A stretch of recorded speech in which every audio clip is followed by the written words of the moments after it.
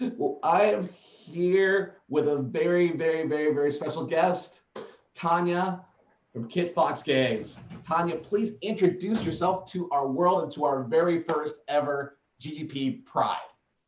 Hello, GGP Pride. I'm Tanya X Short, the captain of Kitfox Games, a little indie studio here in Montreal, Canada, and also the lead designer of Boyfriend Dungeon, which I think is what we're going to talk about today. Well, we were talking about it, but let's take a step back into your origin story. I mean, maybe you were born a lead designer, but maybe there was a path there that might inspire some people at home who want to be the sequel, which would be the Tanya Y short, right? So someone at home is like, who that is. Tell about your story. How did you get into design? What even inspired your path? Sure. I mean, I'm sure there's lots of amazing young designers that are already way better than I'll ever be out there. But I hope more people do try their hand at making games, because I think we need more kinds of people making games.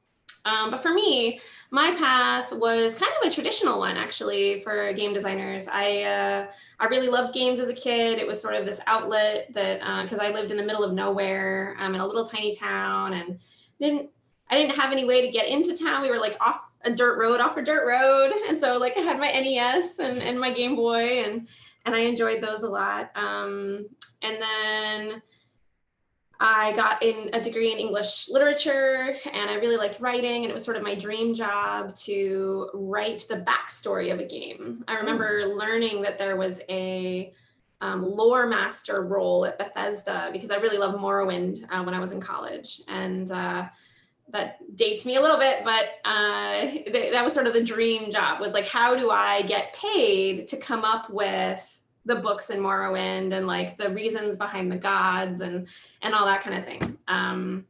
And then eventually, some years later, well, actually, okay, no, we're not going to some years later. This is a long story. Okay, I'm going to try to. And this is the time. If not now, when? Okay, I'm not going to go into every tangent, but I will say that I spent a few years as a volunteer community manager / content creator / designer on text-based MMOs in college, and that was really, really fun. I would write events and special areas, and that really gave me a taste for what it might be like to try to contribute to games. And then some years later, I went to graduate school, actually. The SMU has a satellite campus named the Guildhall that I was fortunate enough to be able to go to. And in the course of a year and a half, I went from, I made a little mod in Morrowind, to here's a professional portfolio of level design work in various engines, and like, look, I can make something look beautiful, or I can script a boss fight, or I can do this. And so then, and that was in like 2008. Yeah. And I got a few job offers, but the one that I really liked, the one that I took, was for Funcom in Norway. Oh, wow. And so I was an AI designer was the name of the job, but it was more like a boss fight designer. So I was designing like enemy behaviors in Age of Conan, Hyborian Adventures. That's a big move. I'd go in a little more, because you're in Dallas, you're at the Guildhall, outstanding school, shout out Guildhall. And they're like, BT dubs, we've got your job, but it's in Norway. No, part of the journey of developer, have to move around to move forward. Yeah. A big deal that's like not necessarily expected. Tell us about what that was like for you then, to like be like, okay, that's what's happening. Well, my main offers at the time, no, this is 2008. Sure. Remember, in 2008, World of Warcraft has successfully conquered the world, and everyone wants to get a piece of that. So there were tons of MMOs coming out around that time. And that was fine for me, because I loved MMOs. I still do, actually. I love worlds that everyone can share together, like places that we can go that we're not harnessed by reality. And I think MMOs are really great for that. And so my main offers were at ArenaNet, and at the time, Big Huge Games. So ArenaNet's in Seattle, Big Huge Games was in Maryland, I think. Yes, yeah, between Baltimore and DC, yeah. Yeah, and then Norway, Funcom. And part of the reason I took the one in Norway was because that sounded like a fun place to go. You know, I'm 23 or whatever. And so going to Norway to take a job doing boss fights seemed really fun. Plus the pay was better, although the taxes were much higher. But anyway, no, it's true that no matter what, I would have had to move around. There was not any jobs that I could get at that time in California, where I'm originally from. Although I'm really loving living in Montreal now. I wouldn't be surprised if I move again in a couple of years, because that's sort of how game developer life seems to work, even though I've started my own company. And so now it's up to me where I really can live, at least while Kitfox exists. Yeah, forever. We're gonna live forever. Yeah. But for that duration, you know, I might still want to travel, because when you have the option to do so, you know, sometimes you take it. We'll talk about that moment when, or maybe it was continuous, where you decided to focus on your independent development, when you decided that you would be leading the room. Sorry, say that one more time. When you decided to go indie. Right? Oh, okay. Yeah. You said, I'm going to change my model here. I'm going to go indie. Talk about those feelings. Talk about how you planned for it, how that happened. So I was between gigs. What happened was that Funcom actually moved everybody over to Montreal, and then a couple of years later, they decided they would move everybody over to the US. And at that point, I said, no, I really love Montreal. I'm going to stay here, actually. You guys, you go have fun. And at that point, I was interviewing around at different companies, and I was considering, but there was also a little incubator that had opened. And, you know, they weren't quite exactly what I was looking for. They were requiring that I make a mobile free-to-play game, which wasn't my expertise. And I didn't know any business development stuff. But the guy who was leading the incubator had seen me showing my hobby, like games that I'd been making in my off time, especially like with my partner, my life partner. And he was like, hey, Tanya, actually, I think you'd be a really good indie, and you should try it. And I looked at the calendar, and the deadline was 2 weeks to come up with a game and a team. And I figured, well, the program's 6 months, and if it doesn't work out, then I've just lost 6 months, and I'll get a job at that point, because the incubator pays you like minimum wage to exist while you're in it. And I was like, okay, I'll exist for 6 months. Luckily, I super lucked out, and the people who answered when I posted on Facebook, hey, want to start an indie company?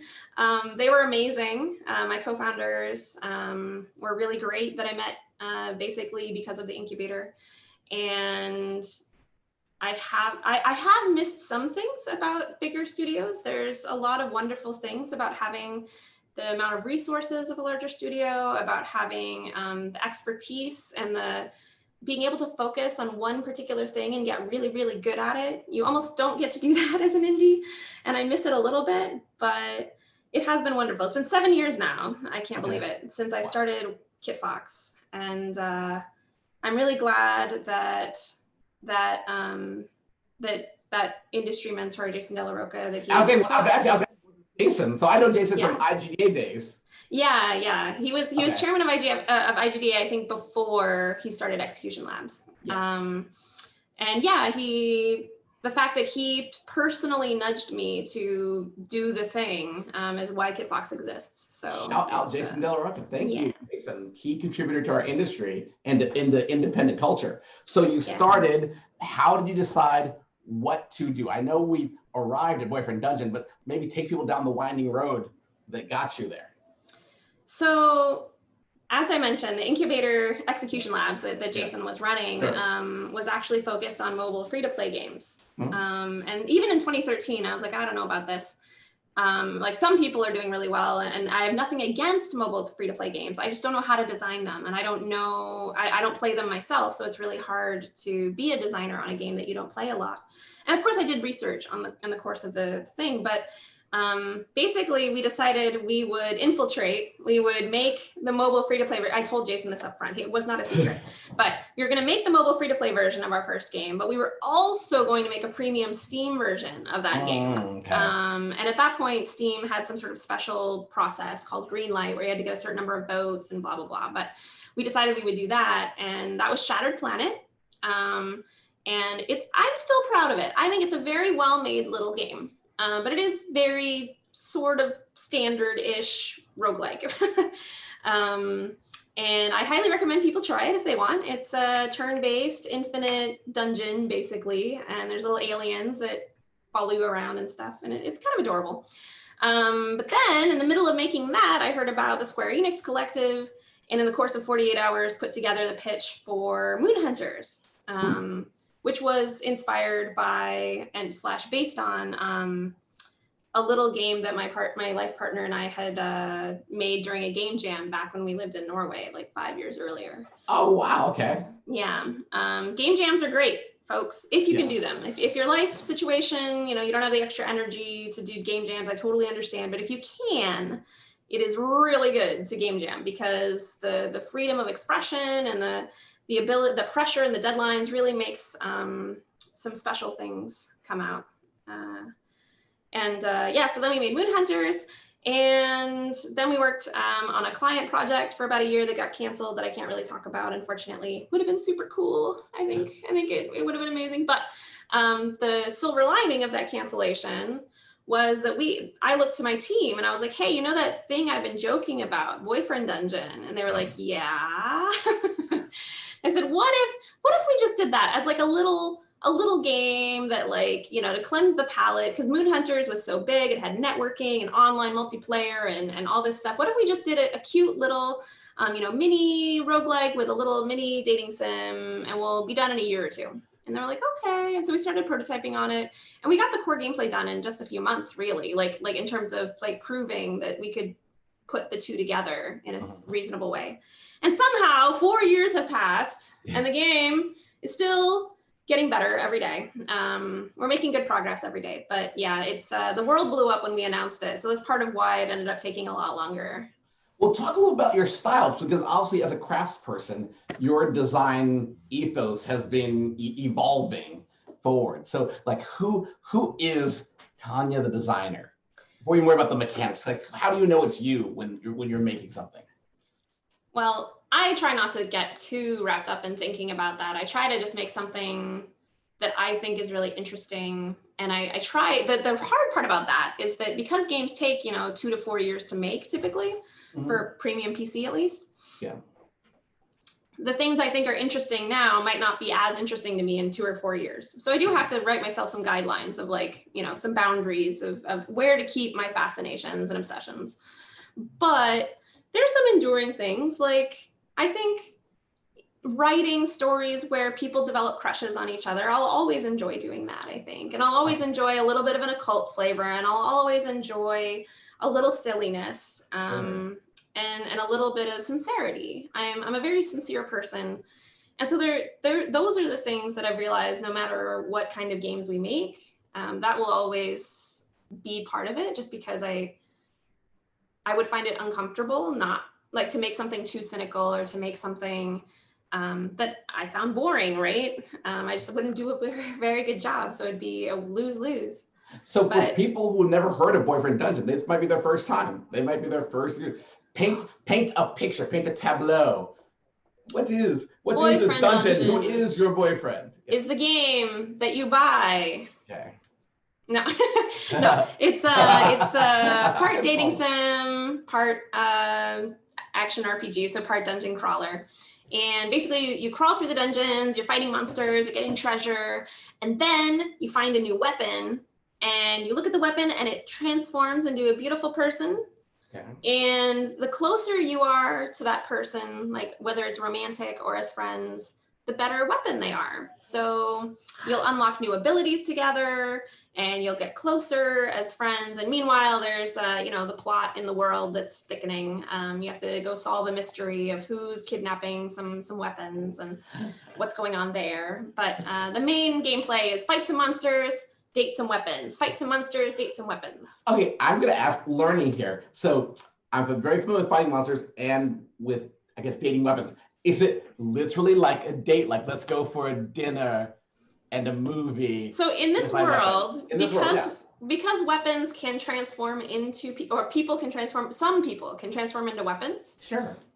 You are literally taking a sword to dinner sometimes.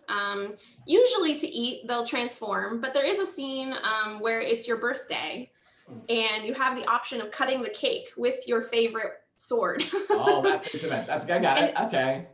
And maybe not all the swords are that into it. Maybe they're not really either into birthday cake or being used as a tool necessarily. Like it totally depends on the person. And maybe if you have a hammer or an axe, they're not very well suited to cake cutting in the first place. But yeah, no, they are literally weapons when they want to be. Jumping right to the wedding and cutting the cake and then kissing the weapon, like all in one fell swoop. Like, oh, you aren't gonna put this cake on me, are you? Like, yes, I am. Weapon. That's true. That's true. You're not gonna have a cake-free weapon bride or groom. And wait, and tell us about the protagonist. Are you also a weapon? Or No, are you no. Okay, so yeah, so who are you? Is it you as you or you as So character? we've defined a few things about the protagonist. The protagonist is in Verona Beach, California, from out of town for the summer. They're roughly college aged. So somewhere between 20 and 40 probably. Okay.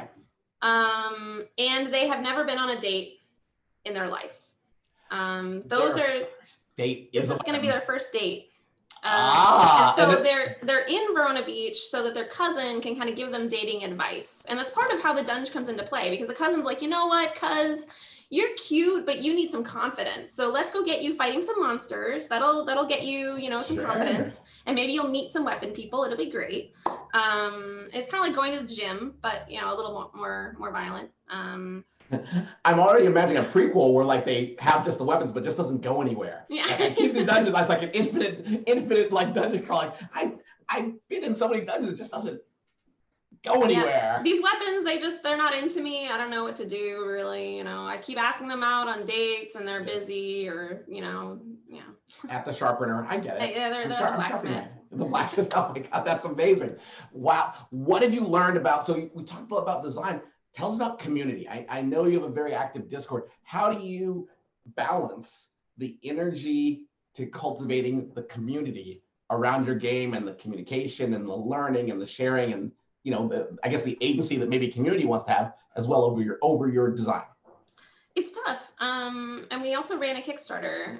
For the first few years of Kitfox's existence, it was a lot harder because I was sort of everything that wasn't an artist or a programmer. I was the business developer and the marketer and the PR and the community manager and the designer. I was doing all that stuff. Now, the last few years though, I've hired an amazing community manager / communications director / public relations expert, Victoria Tran. I don't know the V Tran. Yeah, the V Tran is amazing. Yeah. And she has made my life so much easier because I can focus on what I'm good at, which is design and company leadership. And she can focus on managing the community and the Discord and the social media and all that, and the press and the influencers.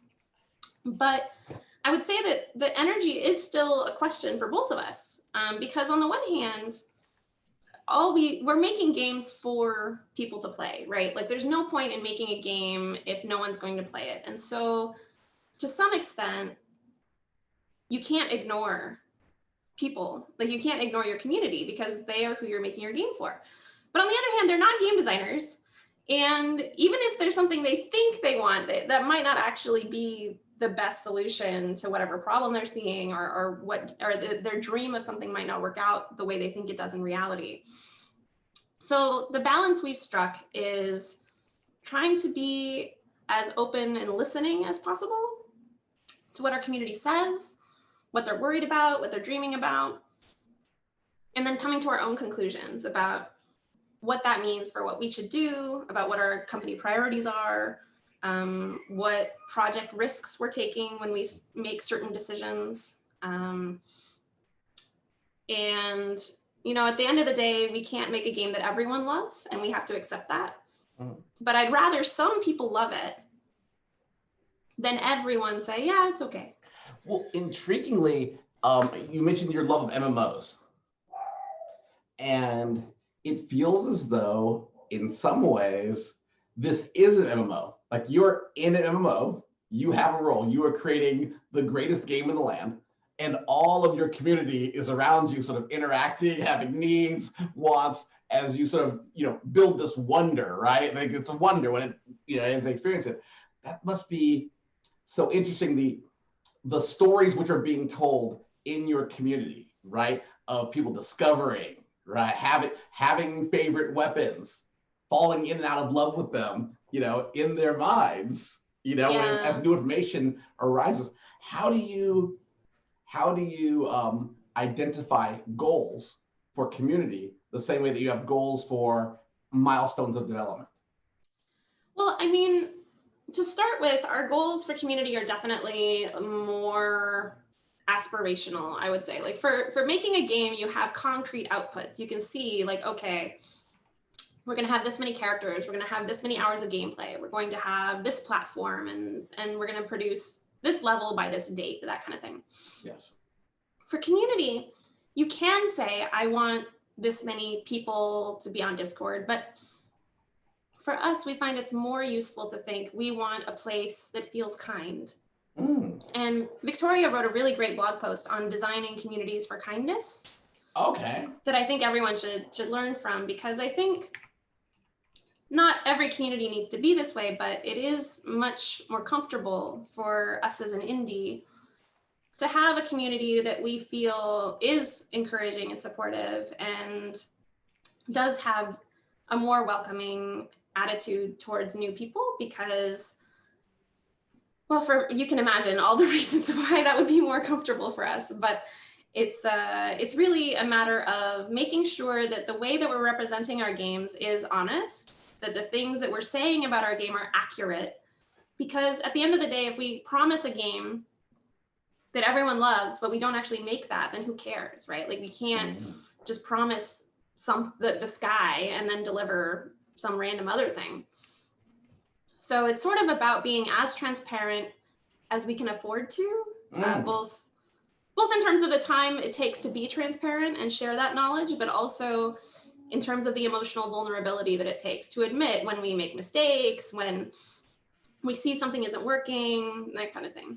No, for sure. I mean, such an interesting time. Like your studios truly come of age in a time where your studio has to be public facing, right? You need to be, whether it be in Discord or Reddit or wherever, the spiritual home of your community is, and that they're, in a very important way, a part of the team. So let's just say there's someone new in the crowd right now. They're new. This is their first moments in the Kitfox family. What would you want to know? How do you onboard a new person into the Kitfox family? Well, that's a better question for Victoria for sure. Okay, so I don't want to speak for her necessarily, but I know back when that was more my job. Yes. I think I was mostly interested in what kinds of games they loved and like, why are they following Kitfox? Sure. What is it about us? Is it that they want to be a game designer themselves? Because that is a large number of indie game enthusiasts. Is it that they want more wholesome games in their life? We make a lot of different kinds of games, actually. We're here talking about Boyfriend Dungeon, but we're involved in so many other things that it's possible someone's joining and has no idea Boyfriend Dungeon even exists, because we're publishing Dwarf Fortress. We're also making a digital exorcist game called Lucifer Within Us. And those games are super cool, but the people who are fans of that probably don't want to talk to me about Boyfriend Dungeon. So that's good for us to keep in mind, to have a balance of all the different things that we offer our community.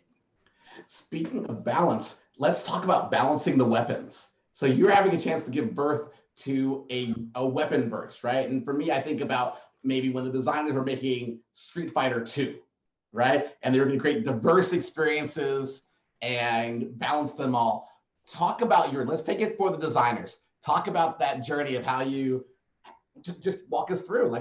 Sure. Yeah, it's been a long process for sure. I mean, at first, it was really about okay, how do we show and let the player have the option of falling in love with all different kinds of people? Because that was one of the core game goals. Even before we knew it was about dating weapons, we knew that we didn't want to limit to dating one kind of person, because that's where the game grew out of, was me being frustrated that I could only date traditionally attractive women or whatever. And so we had this, this brainstorm. I had this brainstorm of all these different kinds of people that I could imagine having a crush on. Yeah. And then sort of also brainstorming, well, what are all the different kinds of weapons that are cool?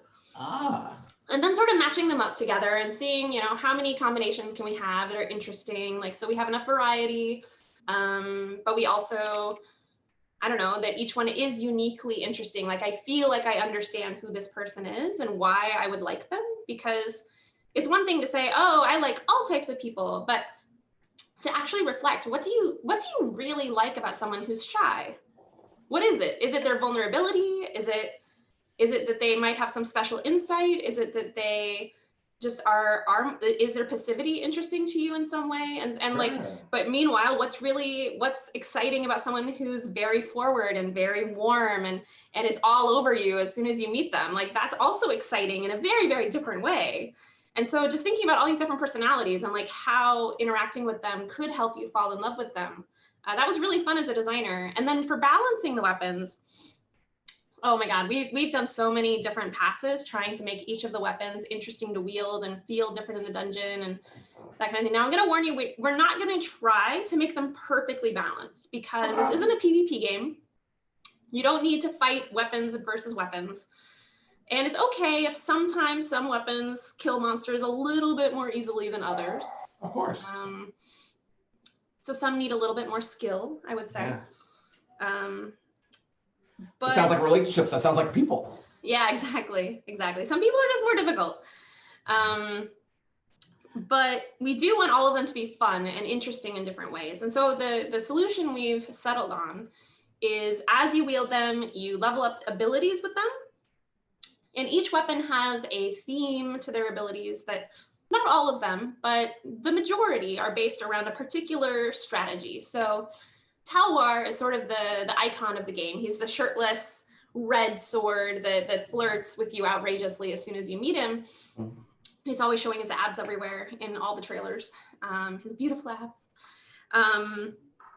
His special ability is bleed. So when you hit an enemy with this ability or that ability or the other, it might trigger a bleeding effect, which is a damage over time on the enemy.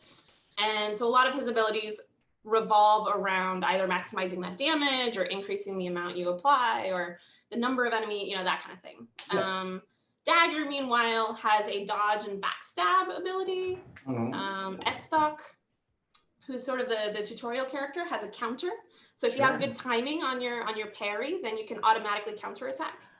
And that's his special ability, but each of the weapons has their own focus. So interesting. I mean, because I was already in my mind like, oh, and like daggers, and I'm like, just a preference, right? And it's the way that people have to navigate their own biases, much like the voyage that you're describing that you were on as a designer. Like, I had a bias, and I want to explore that bias and understand it and express it through mechanic, right? And create these dynamics that moving forward. And that your weapons have the same thing. Because I know, like sometimes when I'll play games, I'll want to be a healer, right? You're like, I just want to heal. I don't want to be up in there dealing with DPS things, too much pressure.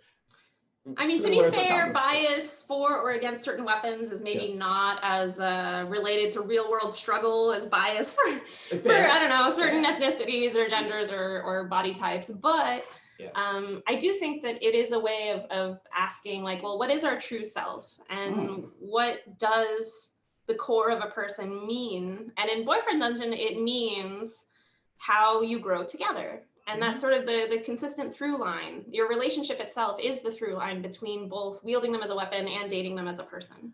I'll ask one question, because we have a great question in the crowd, but I will ask. So do you only choose one weapon, or can you dual wield, as it were? Well, there is one character who has explicitly dual wielded in the past, which I'm not gonna spoil. Okay, no spoilers. But no, it is a polyamorous situation. Okay, that was worth it. That was worth it. We are ready for the question for the crowd. From Maru Ye, the question is, and I'll phrase it. So the question they've asked is, how do indies even get their games out there? And we'll put that in quotes, and known when they start out. So I guess what they're talking about is, how do they discover legitimacy in a community when they don't have a track record of having done anything with their first single?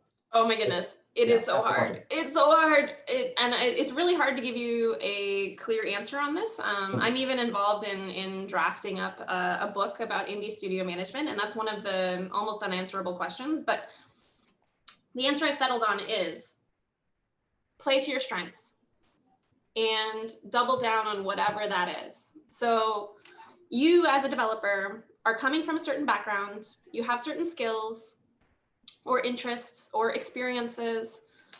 Those are your selling points right now. You can add more later as you gain more experiences and you make more games and that kind of thing. But right now, who you are is your strength and what you've done and what you're making. And whatever's special about that, you need to lean into that and broadcast it as big as possible. Strategize, how do you make the most out of that little difference? How can you make that your advantage? Because at the end of the day, we're all different creators and we're all making something different. But if you look at the games that people love, they were able to really make the unique aspect of that shine and hopefully connect with the people who would appreciate that unique aspect. And it's totally possible to make something unique and wonderful for you that nobody actually ends up connecting with. But I think it's much more common that people think the unique and wonderful thing they've made will speak on its own, and all they have to do is put it online. And instead, it's much better if you get practice at talking to people and figuring out, how do I excite people about this thing I'm making? What is exciting about this thing I'm making? If you can't answer that, that's the first thing to look at. Maybe you should be making something else, something that is more exciting to you or more exciting to a customer, because that was one of our main problems with Shattered Planet, actually, was that Shattered Planet grew out of a design love. I was interested in, actually, it came from the fact that I love the first few turns of Civilization. Yeah, opening gambit. Yeah. I love the first 20 minutes are just so fun, where you're exploring you're getting the fog of war out of there, you're seeing resources, and we were designing towards that. And we ended up with a cute little game that's pretty well made. Like I said, I'm proud of it. But at no point could I tell you why anyone would be excited about it, or what would someone buy it over other games for. And the fact that I couldn't answer that really hampered us. And so for Moon Hunters, I was able to address it a little bit better. I came up with a tagline of building mythology, which is by itself stands apart as something like, oh, people who are interested in mythology, they're intrigued by that. And then Boyfriend Dungeon even more so. But I think that I would roll back the question even further to look at what you're making and look at it to strategize how to get it to stand out. I want to go to sort of part B of that question, because it obviously relates to this weekend. It sounds like you're talking about pride, right? And maybe pride, right, in valuing yourself, and also conviction, right? And I guess maybe separate pride in yourself, like pride in you, which is maybe all you have before you have a game, right? Conviction in yourself, and versus pride and conviction in your game and the mechanics, aesthetics of your product, which is a different thing. And then the part B of it is different people communicate different ways. Like some people are very direct. I'm very amiable. Some people are actually quiet and thoughtful. And I think they may be the ones that need the most guidance about how to move from, I'm a quiet, thoughtful person, but what I need to do is communicate pride and conviction in myself. My favorite two examples of people who you wouldn't think to meet them that they would make top-selling games, because they're so quiet and so lovely. You can't imagine them standing on a mountain and shouting, and yet somehow they manage to find a way to turn their game's advantages into a huge megaphone. And those two games are A Short Hike, which the creator, Adam, loveliest person, very gentle, wonderful, and Ooblets. The creators of Ooblets are just so sweet and so soft-spoken, and I'm so glad that the world has recognized their game. Now, that's not going to happen to everybody, and it didn't just happen to them, right? Like, they worked really hard to get that out there. But I'm just saying that you don't have to be some sort of loud extrovert to get people to pay attention. You do have to do the work of getting out there and trying to make, business partners with platforms and play to your game strengths as much as possible. But personality isn't, I don't think, even half of it. So yeah, be proud of yourself, be proud of your game, and working your advantages doesn't have to be obnoxious. A second related question was going all the way back to when you made this move, building teams. So what are some guides, some tips for finding people whose skills complement yours that you can make bigger things with? I think actually having people who you trust and who can trust you, and you have clear communication between you two is very important. But I think you got to get out there and you got to try something together. You got to game jam with some people. You got to, try working with some people. For us, something that I think really helped in retrospect, it wasn't intentional, but the fact that we said we're only going to go for 6 months and we're going to see how it goes. And then if it doesn't work out, no big deal. That was a huge strength because we didn't have to freak out that we were like going to ruin everything if it didn't work out or anything like that. And so just having a short window to try something and then letting people opt out if it's not working for them is a great way to sort of establish how are you going to work together? What is your process? What are your strengths together and separately? And so I would say, just be brave and work with more people and there's no harm in being more friendly, none at all. That is amazing and important guidance. So our time is running, and Tanya, number one, thank you. Number two, how do people stay in touch, follow, be a part of your community? Thank you, Gordon. Yes. Thank you. Yeah, no, if you want to follow Kitfox Games, the Discord is the best place. Go to the Kitfox Games Discord. Our Twitter is also very active, so you can do that. And we have a newsletter which sends love letters from your weapons every month. What? You get personal love letters, a different weapon every month. So you definitely should sign up for the Boyfriend Dungeon newsletter if you're interested in cutting edge marketing. Okay, I don't want to miss a single note. Victoria and I write it together, so it's pretty special. That is very special. Okay, so everyone in the crowd, please thank Tanya for spending time with us today on our very first GGP Pride, helping us make Happy Pride, everybody. And support the scholars and support our pins from Penny Arcade and all the great partners we have this weekend. Join the conversation chat because I think we're going to be looking for more contestants for the Pride is Right segment, which is coming up during our next break. Tanya, thank you so much. Thank you so much. Thank you, Spooky and Maru and Shirley and Gordon. Yes. Happy Pride. Bye. Happy Pride. Bye.